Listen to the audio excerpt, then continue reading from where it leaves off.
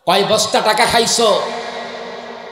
কয় বস্তা টাকা খেয়ে আজকে ইসলামের মধ্যে ওলামায়ে কেরাম এক প্ল্যাটফর্মে যাতে না আসতে পারে সেই বিরুদ্ধে তুমি ফতোয়া দিচ্ছ।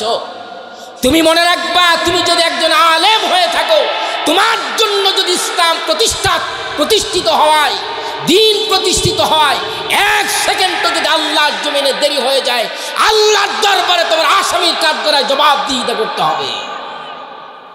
কয় বস্তা টাকা খায় ফতোয়া দিচ্ছ? কত বড় আলেম তুমি হয়ে গেছো। যুগে যুগে তোমার মতন বহু নামধারী আলেম তারা ইসলামের বিরুদ্ধে কাজ করেছে, মোটা অঙ্কের টাকা দিয়ে তাদেরকে কিনেছে।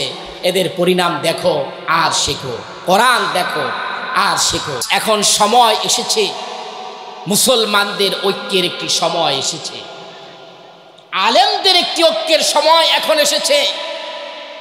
আলেম ওলামাদের এক প্ল্যাটফর্মে আসার একটি সময় এখন আমাদের এসেছে।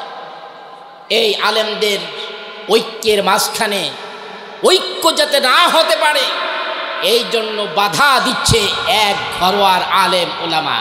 জোরে বলেন ঠিক কি না? আমি প্রায় বলি, এক লোক কুঠার নিয়ে হাঁটতেছে, কুড়াল নিয়ে হাঁটতেছে। কুড়াল নিয়ে যখন হাঁটতেছে, জঙ্গল থেকে হাঁটতেছে,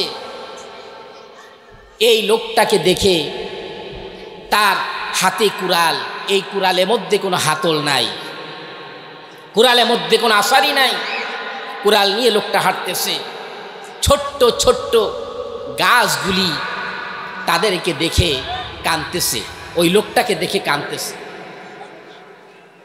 বড় বড় গাছগুলি জিজ্ঞাসা করতেছে, তোমরা কাঁদতেছো কেন? উপরে আসে। বড় বড় গাছগুলি বলতেছে, তোমরা কাঁদতেছো কেন? ছোট্ট ছোট্ট গাছগুলি বলতেছে, আপনারা কি দেখেন না এই লোকটা কুড়াল নিয়ে যাইতেছে, যে কোনো সময় আমাদেরকে কেটে ফেলবে। বড় বড় গাছগুলি বলতেছে, না, তোমাদেরকে কাটতে পারবে না, সেটা সম্ভব নয়, তোমরা কেঁদো না, তোমাদের কোনো ভয় নাই। কিছুক্ষণ পরে এই লোকটা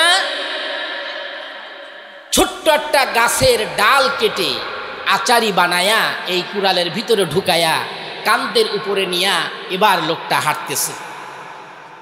হাঁটার পরে এবার বড় বড় গাছগুলি কাঁদতেছে, ছোট গাছেরা জিজ্ঞাসা করতেছে, আঙ্কেলরা আপনারা এখন কাঁদেন কেন? আমরা যখন কাঁদছিলাম আমাদেরকে কাঁদতে নিষেধ করেছিলেন, এখন আপনারা কাঁদতেছেন কেন?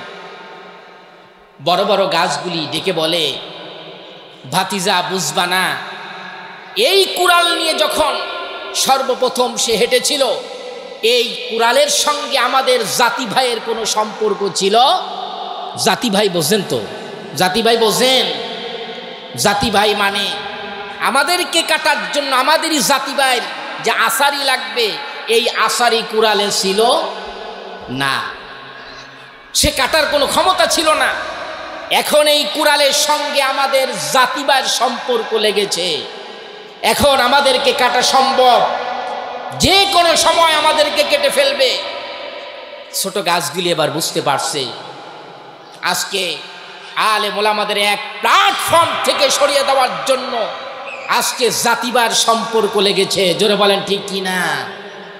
আজ জাতিবাইরা তারা ফতোয়া দিচ্ছে, ঐক্যের মাঝখানে তারা ফাটল ধরানোর জন্য চেষ্টা করছে, সর্বাত্মক চেষ্টা চালিয়ে যাচ্ছে এক শ্রেণীর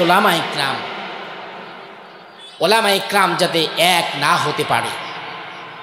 আমরা দোয়া করি আমাদের দেশের সকল আলেমদেরকে, ইসলামী দলগুলিকে আল্লাহ পাক যেন এক বানায় দেয়। বলেন আমিন, আরো জোরে বলেন আমিন।